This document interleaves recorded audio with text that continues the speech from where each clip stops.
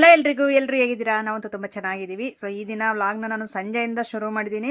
ಇವತ್ತು ಒಂದು ಯೂಸ್ಫುಲ್ ಆಗಿರುವಂಥ ವಿಡಿಯೋನೇ ಶೇರ್ ಮಾಡ್ಕೊತಾ ಇದೀನಿ. ತುಂಬ ಜನ ಕೇಳ್ತಾ ಇದ್ರಿ ನನ್ನ, ನೀವು ಹೇರ್ಗೆ ಏನು ಯೂಸ್ ಮಾಡ್ತೀರಾ, ತುಂಬ ತಿಕ್ಕಾಗಿ ಕಾಣಿಸ್ತು ಅಂದರೆ ಇರುತ್ತಲ್ಲ ನೋಡೋದಕ್ಕೆ ಅಂತ ಹೇಳ್ಬಿಟ್ಟು. ಹಾಗೆ ನಾನು ಮುಂಚೆ ಯೂಟ್ಯೂಬ್ಗೆ ಬರೋದಕ್ಕಿಂತಲೂ ಮುಂಚೆ ನಾನು ಈ ರೀತಿ ಯೂಸ್ ಮಾಡ್ತಾ ಇದ್ದೆ. ನಾನು ಯೂಟ್ಯೂಬ್ಗೆ ಯಾವಾಗ ಬಂದೋ ಅವಾಗಿಂದ ನಾನು ಸ್ವಲ್ಪ ಹೇರ್ ಕೇರ್ ಅನ್ನೋದು ಸ್ವಲ್ಪ ಕಡಿಮೆ ಮಾಡಿಬಿಟ್ಟಿದ್ದೆ. ಹಾಗಾಗಿ ಇವತ್ತು ಸ್ವಲ್ಪ ರೆಡಿ ಮಾಡ್ಕೊಬಿಡೋಣ, ಸ್ವಲ್ಪ ಹೇರ್ ಫಾಲ್ ಎಲ್ಲ ಜಾಸ್ತಿ ಆಗ್ತಾ ಇತ್ತು. ಸೊ ಇದನ್ನ ಹಚ್ಚೋದ್ರಿಂದ ಹೇರ್ ಫಾಲ್ ಕಡಿಮೆ ಆಗುತ್ತೆ, ಮತ್ತೆ ಡ್ಯಾಂಡ್ರಫ್ ಎಲ್ಲ ಹೋಗುತ್ತೆ, ಮತ್ತೆ ಸಾಫ್ಟ್ನೆಸ್ ಇರುತ್ತೆ ಹೇರ್ ಅನ್ನೋದು. ಗ್ರೋತ್ಗೆ ತುಂಬ ಚೆನ್ನಾಗಿ ಒಂದು ಇಂಪ್ರೂವ್ಮೆಂಟ್ ಇರುತ್ತೆ. ಈ ಆಯಿಲ್ ನ್ಯಾಚುರಲ್ ಇಂಗ್ರೀಡಿಯೆಂಟ್ಸ್, ಅಂದರೆ ಮನೆಯಲ್ಲೇ ಸಿಗುವಂಥದ್ದು, ಮನೆ ಹತ್ರನೇ ಸಿಗುವಂಥದ್ದು, ₹1 ದುಡ್ಡಿಗೆ ತರೋವಂಥದ್ದು ಏನೂ ಇಲ್ಲ. ಸೊ ತಂದರೆ ನೀವು ಮೆಂತ್ಯ ಕಾಳು ತರ್ಬೋದು ಅಷ್ಟೇ. ಸೊ ಅಷ್ಟು ಬಿಟ್ಟರೆ ಇನ್ನೇನಿಲ್ಲ. ನಿಮಗೆ ತೋರಿಸ್ತೀನಿ ಯಾವ ರೀತಿ ಮಾಡೋದು, ಏನು ನಾನು ಏನೇನೆಲ್ಲ ಬಳಸ್ತೀನಿ ಅಂತಂದು ಹೇಳ್ಬಿಟ್ಟು. ಹಾಗೆ ಹೊಸಬ್ರು ಯಾರಾದರೂ ನೋಡ್ತಾ ಇದ್ರೆ ಪ್ಲೀಸ್ ಸಬ್ಸ್ಕ್ರೈಬ್ ಮಾಡ್ಕೊಳ್ಳಿ. ವಿಡಿಯೋ ಇಷ್ಟ ಆದರೆ ಪ್ಲೀಸ್ ಒಂದು ಲೈಕ್ ಮಾಡೋದು ಮಾತ್ರ ಮರಿಬೇಡಿ. ಲೈಕ್ ಮಾಡಿ, ಆದಷ್ಟು ಸಪೋರ್ಟ್ ಮಾಡಿ ನನಗೂ. ವಿಡಿಯೋನ ಕೊನೆವರೆಗೂ ನೋಡಿ, ಸ್ಕಿಪ್ ಮಾಡಿದೆ. ಮಧ್ಯೆ ನೀವು ಸ್ಕಿಪ್ ಮಾಡಿ ನೋಡಿದ್ರೆ ನಿಮಗೂ ವಿಡಿಯೋ ಅರ್ಥ ಆಗಲ್ಲ. ಮತ್ತೆ ನನಗೆ ಕಾಮೆಂಟ್ ಬಂದುಬಿಟ್ಟು ಮಧ್ಯದಲ್ಲಿ ವಿಡಿಯೋ ನೋಡಿಬಿಟ್ಟು ಹೇಳ್ತೀರಾ. ಸೊ ಹಂಗಾಗಿ ಕಂಟಿನ್ಯೂ ಆಗಿ ನೋಡಿ, ನಿಮಗೂ ಅರ್ಥ ಆಗುತ್ತೆ ಅಂತ ಹೇಳೋಕ್ಕೆ ಇಷ್ಟಪಡ್ತೀನಿ. ಮುಂಚೆ ಇನ್ನೂ ನಾನು ಹೇರ್ ಪ್ಯಾಕ್ ಎಲ್ಲ ತುಂಬ ನಾನು ಟ್ರೈ ಮಾಡ್ತಾ ಇದ್ದೆ. ಈ ನಡುವೆನೇ ಸ್ವಲ್ಪ ಬ್ಯುಸಿ ಆಗಿಬಿಟ್ಟು ನಾನು ಏನೋ ಟ್ರೈ ಮಾಡ್ತಾ ಇಲ್ಲ. ಆದಷ್ಟು ಇನ್ನು ವೀಕ್ಲಿ ಒನ್ಸಾದ್ರೂ ನಿಮ್ಮ ಜೊತೆ ಶೇರ್ ಮಾಡ್ಕೊತೀನಿ. ಮನೆಯಲ್ಲೇ ಸಿಗುವಂಥ ಇಂಗ್ರೀಡಿಯೆಂಟ್ಸಲ್ಲೇ ನಾನು ಉಪಯೋಗಿಸ್ಕೊಂಡು ಯಾವ ರೀತಿ. ಸೊ ಇಲ್ಲ ಔಟ್ಸೈಡಲ್ಲೇ ಸ್ವಲ್ಪ ಕಡಿಮೆ ಬಡ್ಜೆಟಲ್ಲಿ ತಂದು ಇನ್ಮೇಲೆ ಟ್ರೈ ಮಾಡೋಣ ಅಂತ ಇದ್ದೀನಿ. ನಿಮ್ಮ ಜೊತೆ ಶೇರ್ ಮಾಡ್ಕೊತೀನಿ ಅದನ್ನು. ಸೊ ಇನ್ಮೇಲೆ ವೀಡಿಯೋಗೋಸ್ಕರ, ಹಾಗೆ ನಿಮಗೋಸ್ಕರ, ನಿಮಗೂ ಯೂಸ್ ಆಗುತ್ತೆ ಅಂತ ಹೇಳ್ಬಿಟ್ಟು ತುಂಬ ಜನ ಕೇಳಿ ಪಾಪ ಸುಮ್ಮನೆ ಆದ್ರಿ. ಅದಕ್ಕೋಸ್ಕರ ಇನ್ಮೇಲೆ ವೀಕ್ಲಿ ಒನ್ಸ್ ಇಲ್ಲ 15 ಡೇಸ್ಗೆ ಒನ್ಸಾದ್ರೂ ನಾನು ಶೇರ್ ಮಾಡ್ಕೊತೀನಿ, ಒಂದು ವೀಡಿಯೋ ಆದ್ರೂ. ಸೊ ಈಗ ನೋಡಿ, ಅದು ಕರ್ಬೇವಿನ ಸೊಪ್ಪು ಅದೆಲ್ಲ ನಾನು ನೀಟಾಗಿ ನೋಡಿ ಇಡ್ತಾ ಇದ್ದೀನಿ, ಹುಳ ಏನಾದರೂ ಇದೆಯೇನೋ ಅಂತಂದು. ತಲೆಗೆ ನಡುವೆ ಸ್ವಲ್ಪ ಕೇರ್ ಮಾಡಲಿಲ್ಲ, ಅದಕ್ಕೋಸ್ಕರ ಫುಲ್ ರಫ್ ಆಗಿದೆ ಹೇರ್ ಎಲ್ಲಾನು. ಮತ್ತೆ ಹೇರ್ ಫಾಲ್ ಜಾಸ್ತಿ ಆಗ್ತೈತೆ. ಗೊತ್ತಿಲ್ಲ ಈ ಸೀಸನ್ಗೆ ಈ ಥರ ಆಗ್ತಿದೆಯೇನೋ, ಎಲ್ಲರೂ ಅದೇ ಥರ ವೀಡಿಯೋಸಲ್ಲಿ ಹೇಳ್ತಾವ್ರೆ. ಹಾಗೆ ನನಗೂ ಅಷ್ಟೇ. ಇಷ್ಟು ದಿನ ನನಗೆ ಹೇರ್ ಫಾಲ್ ಅನ್ನೋ ಸ್ವಲ್ಪ ಕಡಿಮೆ ಇತ್ತು. ಸ್ವಲ್ಪ ಅಂದರೆ ಕರ್ಲಿ ಹೇರ್ಸ್ ಆಗಿರೋದ್ರಿಂದ ಸ್ವಲ್ಪ ದಪ್ಪನೇ ಕಾಣಿಸ್ತಿತ್ತು ಹೇರು. ಈಗ ಕರ್ಲಿ ಹೇರ್ಸ್ ಆದ್ರೂ ಸ್ವಲ್ಪ ತೆಳು ಥರ ಕಾಣಿಸ್ತೈತೆ. ಹೇರ್ ಫಾಲ್ ಈಗ ಬಾಚಿದಾಗ ಫುಲ್ ಬಾಚಣಿಗೆ ತುಂಬ ಬರ್ತೈತೆ. ಅದಕ್ಕೋಸ್ಕರ ನಾನು ಸ್ವಲ್ಪ ವೀಡಿಯೋಸ್ ಎಲ್ಲ ನೋಡಿದೆ. ಹಾಗೆ ಮುಂಚೆ ನಾನು ಯೂಟ್ಯೂಬ್ಗೆ ಬರ್ದೇ ಇರೋ ಮುಂಚೆ ಈ ರೀತಿ ಎಲ್ಲ ಮಾಡ್ತಾ ಇದ್ದೆ. ಸೊ ಇದರಲ್ಲಿ ನಾನು ಮೆಂತ್ಯ ಕಾಳು ಒಂದು ಆಗ್ತಾ ಇರಲಿಲ್ಲ. ಈಗ ಮೆಂತ್ಯ ಕಾಳನ್ನ ಆ್ಯಡ್ ಮಾಡ್ತಾ ಇದ್ದೀನಿ. ನೋಡಿ ಏನೇನೆಲ್ಲ ತಗೊಂಡಿದ್ದೀನಿ ಅಂದರೆ, ಸ್ವಲ್ಪ ನಮ್ಮದು ಗಾಂಡೆಣ್ಣೆ ಅಂತಾರಲ್ಲ ಆ ಥರ ಎಣ್ಣೆ, ಕೊಬ್ಬರಿ ಇತ್ತು ಮನೆಯಲ್ಲಿ, ಅದನ್ನ ಹಾಕ್ಸಿ ಹಂಗೆ ಇಟ್ಟಿದ್ದೆ. ಅದು ಪ್ಲೈನ್ ಆಗಿ ಅದನ್ನೇ ಹಚ್ಕೊಬಿಟ್ರೆ ನಾನು ಬಿಸಿ ಮಾಡಿ ಏನಾಗ್ತಿತ್ತು, ಫುಲ್ ಹೇರ್ ಫಾಲ್ ಆಗ್ತಾ ಇತ್ತು. ಅದ್ರ ಜೊತೆಗೆ ಈಗ ನಾನು ಕರ್ಬೇವಿನ ಸೊಪ್ಪು ಒಂದು ಇಡಿಯಷ್ಟು ತಗೊಂಡಿದ್ದೀನಿ. ಮತ್ತೆ ಇದು ಹೂವು ನನಗೆ ಸ್ವಲ್ಪ ಸಿಕ್ತಿದ್ದು, ಇದರಲ್ಲಿ ಇನ್ನೂ ಒಂದು 5-6 ಹೂವು ಹಾಕೊಂಡ್ರೆ ಇನ್ನೂ ಚೆನ್ನಾಗಿರೋದು. ಇದು ದಾಸವಾಳದ ಹೂವು ಮತ್ತೆ ದಾಸವಾಳದ ಎಲೆ, ಒಂದು ಇಡಿಯಷ್ಟು ಮೆಂತ್ಯ ಕಾಳು ಹಾಕೊಂತೀನಿ. 4 ಐಟಮ್ಸ್ ಹಾಕ್ಬಿಟ್ಟು ಸ್ವಲ್ಪ ಚೆನ್ನಾಗಿ ಕುದಿಸ್ಬಿಟ್ಟು ಎಣ್ಣೆಯಲ್ಲಿ ಅದನ್ನ ಹಚ್ಚಿ ಚೆನ್ನಾಗಿ ಮಸಾಜ್ ಮಾಡ್ಕೊಂಡು, ಮಸಾಜು ರಾತ್ರಿಗೆ. ಮತ್ತೆ ಬೆಳಿಗ್ಗೆ ಎದ್ದು ನಾವು ಸ್ನಾನ ಮಾಡ್ಕೊಂಡ್ರೆ ಸ್ವಲ್ಪ ಹೇರೂ ಸಾಫ್ಟ್ ಇರುತ್ತೆ. ಮತ್ತೆ ಈ ಹೊಟ್ಟು, ತಲೆ ಕೆರೆತ ಅದೆಲ್ಲ ಇರುತ್ತಲ್ಲ ಹೊಟ್ಟಿಗೆ, ಸೊ ಅದೆಲ್ಲ ಡ್ಯಾಂಡ್ರಫ್, ಒಟ್ಟು ಅಂತೀವಿ ನಾವು ಅದನ್ನ, ಡ್ಯಾಂಡ್ರಫ್. ಸೊ ಅದೆಲ್ಲ ಕ್ಲಿಯರ್ ಆಗುತ್ತೆ. ಅದಕ್ಕೋಸ್ಕರ ಈಗಿಂದ ಮತ್ತೆ ನಾನು ಹೇರ್ ಕೇರ್ ಮಾಡ್ಕೋಬೇಕು. ಇಲ್ಲಾಂದ್ರೆ ಹೇರ್ ಫಾಲ್ ಇರೋದೇ ಇಷ್ಟು, ಆಮೇಲೆ ಅದು ಹೊರಟೋಗ್ಬಿಡುತ್ತೆ. ಅದಕ್ಕೋಸ್ಕರ ಇಲ್ಲಿಂದ ಸ್ಟಾರ್ಟ್ ಮಾಡಿದೆ. ಸೊ ನಿಮ್ಗೂ ಯಾರಾದ್ರೂ ಹೊಸದಾಗಿ ಈ ರೀತಿ ಟ್ರೈ ಮಾಡ್ತಾ ಇದ್ರೆ ಈ ರೀತಿ ಮಾಡಿ, ನಿಮ್ಗೂ ರಿಸಲ್ಟ್ ಅನ್ನೋದು ಸಿಗುತ್ತೆ. ಹೇರ್ ಫಾಲ್ ಕಡಿಮೆ ಆಗುತ್ತೆ, ಮತ್ತೆ ಹೇರ್ ಸಾಫ್ಟ್ನೆಸ್ ಅನ್ನೋದು ಇರುತ್ತೆ, ಚೆನ್ನಾಗಿರುತ್ತೆ. ಸೊ ಹಂಗಾಗಿ ನಾನು ಮಾಡ್ತೀನಿ, ಯಾವ ರೀತಿ ಮಾಡ್ತೀನಿ ಅಂತ ತೋರಿಸ್ತೀನಿ. ಹಾಗೆ ಸ್ಕಿಪ್ ಮಾಡದೆ ನೋಡ್ತಾ ಇರಿ. ಸೊ ವಿಡಿಯೋನ ಕಂಟಿನ್ಯೂ ಮಾಡ್ತೀನಿ. ಈಗ ಸ್ವಲ್ಪ ಎಣ್ಣೆ ಮೇಲೆ ಇಟ್ಟಿದ್ದೀನಿ ಕ್ಯಾನಲ್ಲಿ, ಒಂದು 5 ಲೀಟರ್ ಕ್ಯಾನ್ ಬಂದಿತ್ತು. ಸೊ ಅದರಲ್ಲಿ ಹಾಕಿಟ್ಟಿದ್ದೆ. ಅದನ್ನ ಈಗ ಕೆಳಗಡೆ ತಗೊಂಡು ಒಂದು ಸ್ವಲ್ಪ ಅಷ್ಟೇ ಮಾಡ್ಕೊಳ್ಳೋದು. ಯಾಕಂದ್ರೆ ಜಾಸ್ತಿ ಸಿಕ್ಕಿಲ್ಲ ನನಗೆ ಹೂವು ಇದೆಲ್ಲ ಜಾಸ್ತಿ ಮಾಡಿಡೋಕ್ಕೆ. ಏನಕ್ಕೆ ಸುಮ್ಮನೆ ಸ್ಟೋರ್ ಮಾಡೋದು, ಜಾಸ್ತಿ ಮಾಡ್ಕೊಂಡ್ರು ಅದು ಬಹಳ ದಿನ ಆಗುತ್ತಲ್ಲ. ಅದಕ್ಕೋಸ್ಕರ ಸ್ವಲ್ಪ ಮಾಡ್ಕೊಳ್ಳೋದೇ ಬೆಸ್ಟ್. ಅಂದ್ರೆ ಒಂದು ಪವರ್ ಅನ್ನೋದಿರುತ್ತೆ ಎಣ್ಣೆಯಲ್ಲಿ. ಅದಕ್ಕೋಸ್ಕರ ನಾನು ಒಂದು ಸ್ವಲ್ಪನೇ ಮಾಡ್ಕೊಂತೀನಿ. ಬನ್ನಿ ಯಾವ ರೀತಿ ಮಾಡ್ತೀನಿ ಅಂತ ತೋರಿಸ್ತೀನಿ. ನಾವು ಇದು ಕೋಕೋನಟ್ ಪ್ಯಾರಾಚೂಟ್ ಆಯಿಲ್ ಆದ್ರೂ ಯೂಸ್ ಮಾಡ್ಬೋದು. ಇಲ್ಲ ಅಂದ್ರೆ ನಾವು ಗಾಂಡ್ ಎಣ್ಣೆ ಅಂತಾರಲ್ಲ, ಅಂದ್ರೆ ಮಿಷನ್ ಹತ್ರ ಹಾಕ್ಸಿರ್ತಾರೆ ನೋಡ್ರಿ ಕೊಬ್ಬರಿ. ಸೊ ಅದು ಪ್ಯೂರ್ ಕೊಬ್ಬರಿ ಎಣ್ಣೆ, ಅದನ್ನ ನಾವು ಗಾಂಡ್ ಎಣ್ಣೆ ಅಂತಂದು ಹೇಳ್ಬಿಟ್ಟು ತುಂಬ ಜನ ಕರೀತಾರೆ. ಸೊ ಹಂಗಾಗಿ ನಾನು ಅರ್ಥ ಆಗಲಿ ಅಂತ ಹೇಳ್ಬಿಟ್ಟು ಆ ರೀತಿ ಹೇಳ್ತಾ ಇದ್ದೀನಿ. ನಾವು ಕೊಬ್ಬರಿ ತುಂಬಾನೇ ಇತ್ತು ಆವಾಗ ಮರಗಳು ನಾವು ಕೊಯ್ಸಿದ್ವಿ ಮನೆ ಮುಂದಲ್ದು, ಅದು ಎಲ್ಲ ಒಣಗಿಸಿ ಜಾಸ್ತಿನೇ ಇತ್ತು. ಆವಾಗ ಅದನ್ನೆಲ್ಲ ನಾವು ಈ ರೀತಿ ಮಿಷನ್ಗೆ ಹಾಕ್ಸ್ಕೊಂಡು ಎಣ್ಣೆ, ಪ್ಯೂರ್ ಕೋಕೋನಟ್ ಆಯಿಲ್ ಇದು, ಪ್ಯೂರ್ ಕೊಬ್ಬರಿ ಎಣ್ಣೆ ಅಂತಾರಲ್ಲ ಅದು. ಸೊ ಮಿಷನ್ಗೆ ಹಾಕ್ಸ್ಕೊಬಂದು ಇಟ್ಟಿದ್ದೆ. 5 ಲೀಟರ್ ಕ್ಯಾನ್ ಇದು. ಅದನ್ನು ನೀಟಾಗಿ ತೊಳೆದು ಇಟ್ಕೊಂಡು ಕ್ಯಾನ್ ಎಲ್ಲ ಒಣಗಿಸಿ ಇದರಲ್ಲಿ ಹಾಕ್ಸ್ಕೊಂಡು ಬಂದಿದ್ದು. ನಾನು ಒಂದು 2-3 ಟೈಮ್ಸ್ ಏನಾದರೂ ಹಚ್ಚಿದ್ದೇನೋ ಅಷ್ಟೇ. ಇದು ಹಂಗೆ ಹಚ್ಬಿಟ್ರೆ ಏನಾಗುತ್ತೆ ಅಂದರೆ ಫುಲ್ ಹೇರ್ ಫಾಲ್ ಆಗುತ್ತೆ. ನನಗೆ ಮಾತ್ರ, ಬೇರೆಯವ್ರಿಗೆ ಹೆಂಗೋ ಗೊತ್ತಿಲ್ಲ ಆಗಲಿ, ನನಗೆ ಆ ರೀತಿ ಆಗುತ್ತೆ. ಅದಕ್ಕೋಸ್ಕರ ಸುಮ್ಮನೆ ದೀಪಕ್ಕಾದ್ರೂ ಯೂಸ್ ಮಾಡೋಣ ಅಂತ ಹಂಗೆ ಇಟ್ಟಿದ್ದೆ. ಆದರೆ ಇದು ತುಂಬ ಯೂಸ್ಫುಲ್ಲು, ತುಂಬ ಒಳ್ಳೆಯದು ಅಂತಂದು ಕೇಳಿ ನಾನು ಅದಕ್ಕೆ ಇದರಿಂದನೇ ಮಾಡೋಣ. ನಾನು ಪ್ಯಾರಾಚೂಟ್ ಆಯಿಲಿಂದ ಮಾಡ್ತಾ ಇದ್ದೆ ಮುಂಚೆ ಎಲ್ಲನೂ. ಸೊ ಅದಕ್ಕೆ ಬೇಡ, ಇದರಿಂದನೇ ಮಾಡೋಣ ಅಂತಂದು ಹೇಳ್ಬಿಟ್ಟು ಈಗ ಮೇಲ್ಗಡೆ ಎತ್ತಿ ಇಟ್ಟಿದ್ನಲ್ಲ ಕ್ಯಾನ್ನ ಕೆಳಗಡೆ ಎಣಿಸ್ಕೊಂಡೆ. ಸೊ ಇದರಲ್ಲಿ ತುಂಬ ಬೆನಿಫಿಟ್ಸ್ ಇರುತ್ತೆ. ಯಾವುದೇ ಥರ ಕೆಮಿಕಲ್ ಎಲ್ಲ ಯೂಸ್ ಮಾಡಿರಲ್ಲ, ಪ್ಯೂರ್ ನಾವು ಕೊಬ್ಬರಿಯಿಂದ ತೆಗ್ದಿರೋ ಅಂಥ ಎಣ್ಣೆನೇ ಆಗಿರೋದ್ರಿಂದ ನಮಗೂ ಹೇರ್ಗೆ ಏನು ಎಫೆಕ್ಟ್ ಆಗಲ್ಲ ಅಂತ ಹೇಳ್ಬಿಟ್ಟು ಅದಕ್ಕೆ ಎಲ್ಲರೂ ಪ್ಯೂರ್ ಕೋಕೋನಟ್ ಆಯಿಲ್ ಬಳಸಿ ಅಂತಂದು ಹೇಳ್ತಾ ಇರ್ತಾರೆ. ಹಾಗಾಗಿ ನನಗೂ ಇನ್ನೂ ತುಂಬ ಇದೆಯಲ್ಲ, ನಾನು ಒಬ್ಳಿಗೇನೆ. ಸೊ ಮಕ್ಕಳು ಯಾವಾಗಲಾದರೂ ನಮ್ಮ ಮನೆಯವರು ಹಚ್ತಾ ಇರ್ತಾರೆ. ಸೊ ಹಂಗಾಗಿ ಭಾಳ ದಿನನೇ ಬರುತ್ತೆ ಹೇಳ್ರಿ. ಇದನ್ನು ಈಗ ಒಂದು ಸ್ವಲ್ಪ ಮಾಡ್ಕೊಂತ ಇನ್ನು ನನಗೆ ಇದು ದಾಸವಾಳದ ಹೂವು ಅದೆಲ್ಲ ಜಾಸ್ತಿ ಸಿಗಲಿಲ್ಲ. ಜಾಸ್ತಿ ಮಾಡಿಟ್ರೂ ಅದು ಪವರ್ ಅನ್ನೋದಿರಲ್ಲ. ಹಂಗಾಗಿ ಸ್ವಲ್ಪ ಸ್ವಲ್ಪನೇ ಮಾಡ್ಕೊಂಡ್ರೆ ಬೆಟ್ರ್ ಅಂತಂದು ಹೇಳ್ಬಿಟ್ಟು ನಾನು ಈಗ ಒಂದು ಸ್ವಲ್ಪ ಹಾಕ್ತಾಯಿದ್ದೀನಿ ಪಾತ್ರೆಗೆ ಎಣ್ಣೆನ. ಸೊ ಅದು ಪಾತ್ರೆ ಆ ರೀತಿ ಇದೆ, ಗೊತ್ತಿಲ್ಲ ಆ ರೀತಿ ಆಗಿದೆ ಪಾತ್ರೆ, ಯಾಕೋ ಅದು ಸಿಲ್ವರ್ ಚೆನ್ನಾಗಿಲ್ಲ ಅನಿಸುತ್ತೆ, ಹಾಗಾಗಿ ಆ ರೀತಿ ಆಗಿದೆ. ಈಗ ಎಣ್ಣೆನ ಒಂದು ಸ್ವಲ್ಪ ಹಾಕ್ತಾಯಿದ್ದೀನಿ, ಅದನ್ನು ಕೊಬ್ಬರಿ ಎಣ್ಣೆ ಹಾಕ್ಬಿಟ್ಟು. ಸೊ ಇಲ್ಲಿ ನಾನು ಮಿಸ್ ಮಾಡಿಬಿಟ್ಟೆ, ಏನಂದರೆ ನಮ್ಮ ಮನೆಯವ್ರ ಜೊತೆ ಮಾತಾಡ್ಕೊಂತ ಹಿಂಗೆ ನಿಂತ್ಕೊಬಿಟ್ನಾ, ಇದು ಚೆನ್ನಾಗಿ ಬಿಸಿಯಾಗೋಯ್ತು ಎಣ್ಣೆ. ನಾನು ಬಿಸಿ ಆದಮೇಲೆ ಅದು ದಾಸವಾಳದ ಹೂವು ಮತ್ತು ಕರ್ಬೇವಿನ ಸೊಪ್ಪು, ಅದು ಏನು ಮೆಂತ್ಯಕಾಳು ಇವೆಲ್ಲ ನಾನು ಬಿಸಿ ಆದಮೇಲೆ ಹಾಕ್ದೆ. ನೋಡ್ರಿ ಸಿಡಿತು ಅಂದರೆ ಎಣ್ಣೆ ಹೆಂಗೆ ಸಿಡಿತು ಗೊತ್ತಾ. ಸದ್ಯ ಫೇಸ್ಗೇನು ಸಿಡಿಲಿಲ್ಲ, ಅದು ಕೈಯಲ್ಲಿರೋ ಅಂಥ ಮರ ನಾನು ಅಡ್ಡ ಇಟ್ಬಿಟ್ಟೆ. ನೋಡಿ ಹೂವು ಹಾಕ್ದೆ ಫಸ್ಟು, ದಾಸವಾಳದ ಹೂವು ಚೆನ್ನಾಗಿ ಒಂದೊಂದು ಇಡಿಯಷ್ಟು ಹಾಕ್ಬಿಟ್ಟಿದ್ರೆ ಇನ್ನೂ ಚೆನ್ನಾಗಿರೋದು. ನನಗೆ ಸಿಗಲಿಲ್ಲ, ಸೊ ಎಲ್ಲ ಕಿತ್ಕೊಂಡು ಹೋಗ್ಬಿಟ್ಟಿದ್ರು. ಹಾಗಾಗಿ ನನಗೆ ಬೇಕಾಗಿತ್ತು ಎಣ್ಣೆ ಅಂತಂದು ಹೇಳ್ಬಿಟ್ಟು ಇರೋದ್ರಲ್ಲೇ ಮಾಡ್ತಾಯಿದ್ದೀನಿ. ಈಗ ಸ್ವಲ್ಪ ಹೂವು, ದಾಸವಾಳದ ಎಲೆ, ದಾಸವಾಳದ ಹೂವು ಮತ್ತು ಕರ್ಬೇವಿನ ಸೊಪ್ಪು, ಒಂದು ಇಡಿಯಷ್ಟು ಮೆಂತ್ಯ ಕಾಳು ಹಾಕ್ತಾಯಿದ್ದೀನಿ. ಮೆಂತ್ಯ ಕಾಳು ಹಾಕೋದ್ರಿಂದ ಸೊ ನಮಗೆ ಡ್ಯಾಂಡ್ರಫ್ ಇರಲ್ಲ, ಮತ್ತು ತಲೆಯಲ್ಲಿ ಇದು ಏನೇನಾದರೂ ಇದ್ದರೆ ಹೊರಟೋಗ್ಬಿಡುತ್ತೆ.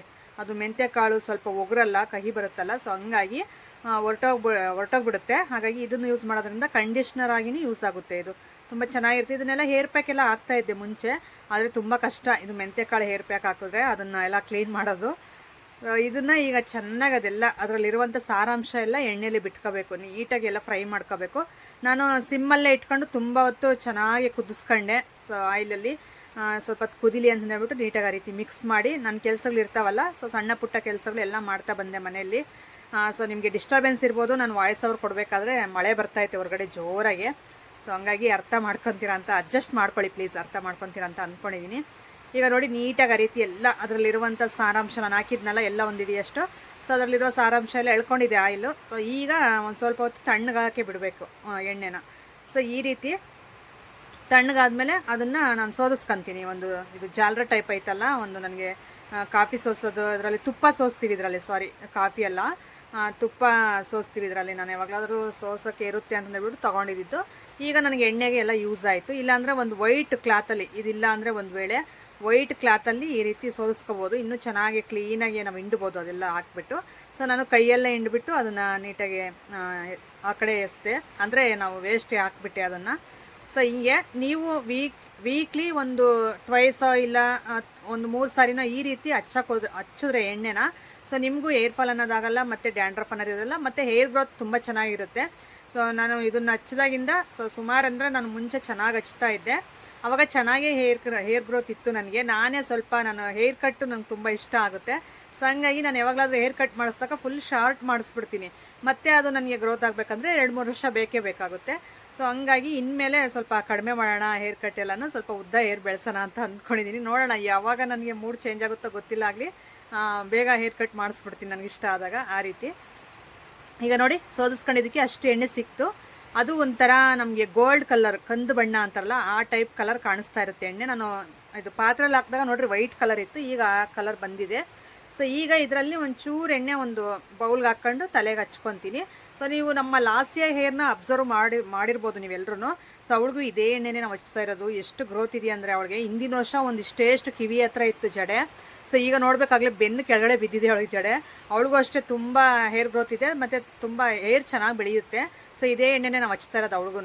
ಹಾಗಾಗಿ ನಿಮಗೂ ರೆಫರ್ ಮಾಡ್ತಾಯಿದ್ದೀನಿ, ಚಿಕ್ಕ ಮಕ್ಕಳಿದ್ರೆ ಇಲ್ಲ ದೊಡ್ಡವರಿದ್ದರೆ ನಿಮ್ಗೆ ಹೇರ್ ಫಾಲ್ ಇದ್ದರೆ ದಯವಿಟ್ಟು ಇದನ್ನು ಹಚ್ಚಿ. ಸೊ ರಿಸಲ್ಟ್ ನಿಮಗೂ ಗೊತ್ತಾಗುತ್ತೆ. ನಾನು ಇನ್ಮೇಲೆ ಇದನ್ನೇ ಹಚ್ತಾ ಇರ್ತೀನಿ ಡೈಲಿನೂ, ಅಂದರೆ ಡೈಲಿ ಅಲ್ಲ, ಒಂದು ಟ್ವೈಸ್ 3 ಟೈಪು ವೀಕ್ಲಿ 3 ಟೈಮ್ ಆದರೂ ಹಚ್ಚಬೇಕು.